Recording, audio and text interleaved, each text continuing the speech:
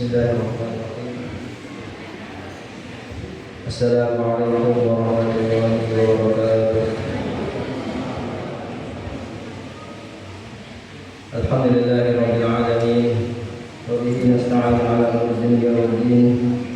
Allahumma shalli wa sallim ala nabiyyina Muhammadin wa ala alihi wa sahbihi ajma'in.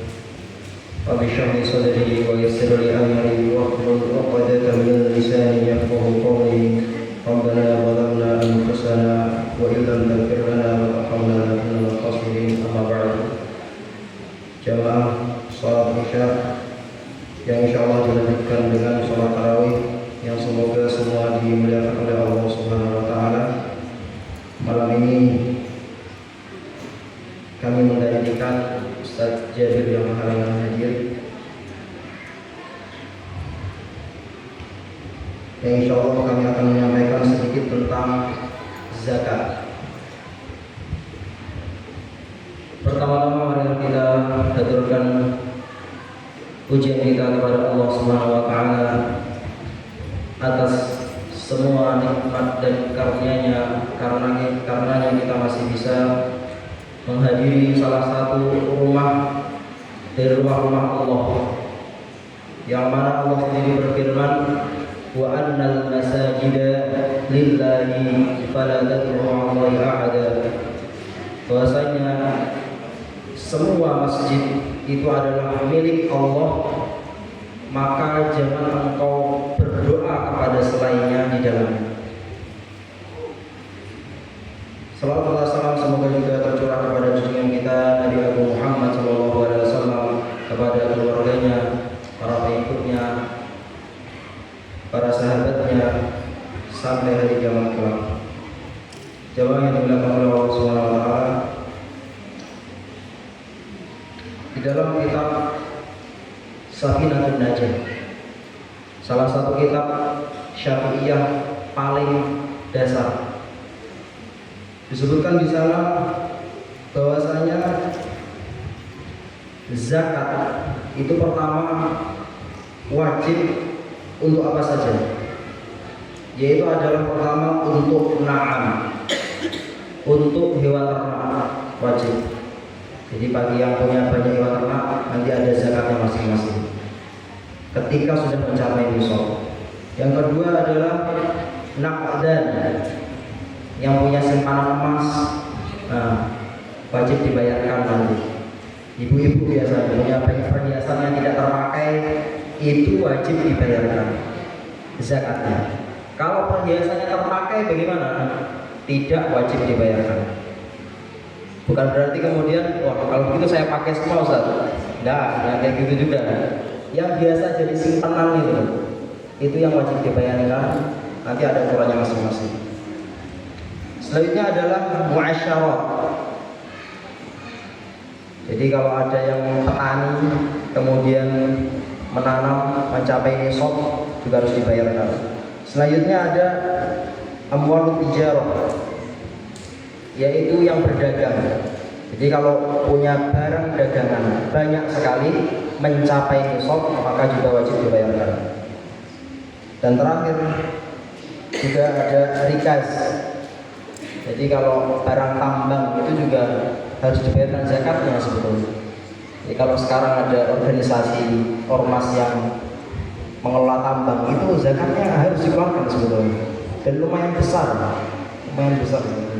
kalau kita bisa mengeluarkan dari sana.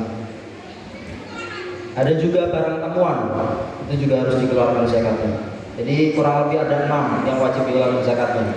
Pertama adalah hewan ternak, yang kedua adalah emas perak, yang ketiga adalah pertanian, zakat pertanian. Selanjutnya ada perdagangan, ada juga tambang, dan terakhir adalah barang temuan. Itu yang wajib dikeluarkan zakat. Kita ringkas. Kalau hewan ternak, berapa wajib mengeluarkan zakat? Berapa kemudian wajibnya? Kalau kambing minimal jumlahnya, saya lupa ya, 40 sampai 120. Jadi kalau mempunyai zakat, mempunyai kambing sejumlah 40 ekor sampai 120 ekor, maka wajib mengeluarkan zakatnya 1 ekor kambing. Bapak Ibu perlu diperhatikan. Sapi berapa? Sapi 30 ekor sudah wajib mengeluarkan 1 kalau sapi. Kalau unta insya Allah di sini nggak ada, jadi tidak perlu kita bahas. Ini kalau hewan ternak. Kalau ayam Ustaz, punya banyak saya di rumah. 100 harus melakukan zakat enggak? Tidak wajib. Masuknya nanti di zakat perdagangan. Kalau ayamnya diperjualbelikan. Kalau ayamnya Anda makan sendiri ya berarti enggak keluar zakat. 100 Anda makan sendiri tiap hari ya boleh, enggak keluar zakat. Tapi kalau diperdagangkan maka dihitung nanti zakat perdagangan. Berapa jumlahnya total kalau dirupiahkan semuanya. Selanjutnya ada nakdan, emas perak. Ukurannya berapa emas perak? Emas Bapak Ibu itu ukurannya 85 gram. Kalau menurut hitungan kita hari ini dirupiahkan itu sekitar 140 juta rupiah. Dan dihiaskan dengan emas di sini itu adalah uang juga. Jadi kalau Anda punya simpanan yang sudah bertahan 1 tahun, jumlahnya tetap 150, tidak berkurang sama sekali selama 1 tahun, maka wajib dikeluarkan sejumlah 2,5%. Wajib. Itu ukurannya 140 juta, atau kalau dalam emas 85 gram, bukan kilogram ya, 85 gram. Selanjutnya muasyarah, yaitu adalah yang bertani kemudian hasil panennya bagaimana keluarkannya, dikeluarkan ketika panen. Kalau hasil panennya mencapai sekitar 500 kilo, kalau di bawah itu tidak wajib keluarkan. Dikeluarkannya setiap panennya, bukan setahun sekali. Jadi tergantung panennya 3 bulan sekali keluarkan. Ukurannya berapa? Ukurannya 5% untuk ukuran hari ini. Karena rata-rata hari ini pertanian tidak ada yang dibiarkan gitu saja, dirawat, dikasih obat dan sebagainya. Maka ukurannya 5% untuk pertanian. Selanjutnya untuk perdagangan, ukurannya berapa? Nisabnya. Jadi dalam zakat itu ada namanya nisab, ada namanya haul. Nisab itu batasan tertentu. Kalau haul itu adalah bertahan sampai 1 tahun, tersebut haul. Dan nisabnya berapa untuk zakat perdagangan? Sama seperti emas, 140 juta. Jadi kalau Anda yang punya toko-toko ini, dihitung itu barang-barang di toko kok mencapai 140 juta, maka wajib dikeluarkan zakatnya sebanyak 2,5%. Nah, ini penting diperhatikan. Dan ini tidak menghitung haul, tidak. Kalau yang perdagangan tidak harus menunggu haul, tidak. Tetapi tetap keluar karena jalan terus, uangnya putar terus. Kadang ganti barang, kadang ganti uang dan sebagainya. Nah, selanjutnya ada tambang. Berapa pengeluarannya? Tambang ini sama seperti emas perak, yaitu adalah 2,5%. Tetapi tidak ada haul di sini juga, tidak harus tunggu 1 tahun baru dikeluarkan. Jadi kalau Anda tiba-tiba nambang emas, nambang Bali kemudian nambang emas, maka ini harus dikeluarkan zakatnya 2,5%. Dan yang terakhir adalah rikas, barang tamuan. Nah, Anda tiba-tiba nemu di tengah gunung, nemu mahkota raja zaman dahulu misalnya, dari emas. Ini kan barang temuan, maka wajib dikeluarkan zakatnya 20%. Lumayan banyak. Rikas itu adalah barang temuan bekas peninggalan zaman dahulu, itu wajib dikeluarkan zakatnya 20%. Itu kesimpulan tentang masalah zakat pada ini dilakukan oleh Allah Subhanahu wa taala. Sebetulnya apa sih tujuan kita mengeluarkan zakat? Tujuan utama mengeluarkan zakat adalah untuk membersihkan harta kita, yang membuat harta kita menjadi berkah. Makanya asal kata zakat sendiri itu numu waziyadah. Az-zakah itu maknanya kalau dalam bahasa an-numu waziyadah. Maknanya adalah berkembang dan tumbuh. Jadi semakin kita rajin bayar zakat, insya Allah keberkahan dalam harta kita itu akan semakin banyak. Jadi jangan dilihat dari nilainya kemudian saya nggak mau bayar, jangan, sayang sekali. Karena keberkahan harta kita itu ada ketika kita membayarkan zakat harta.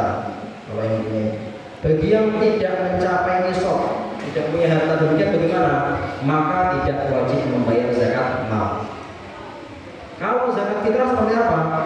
Zakat fitrah itu wajib bagi pertama orang yang muslim, berakal, mampu, menemui Ramadan, juga menemui sedikit dari Syawal. Jadi kalau ada orang meninggal sore hari terakhir puasa, maka tidak wajib bayar zakat fitrah. Hari terakhir puasa, hari ke-30 puasa, sore hari dia meninggal, tidak wajib. Kenapa? Karena belum memenuhi sedikit dari bulan Syawal. Begitu juga orang yang masuk Islamnya ketika Idul Fitri atau ketika malam Idul Fitri, maka juga tidak wajib membayar zakat fitrah. Ini pun bagi yang mampu. Ukuran mampu membayar zakat fitrah apa? Cukup untuk makan pada hari itu dan pada hari itu untuk Anda dan keluarga Anda.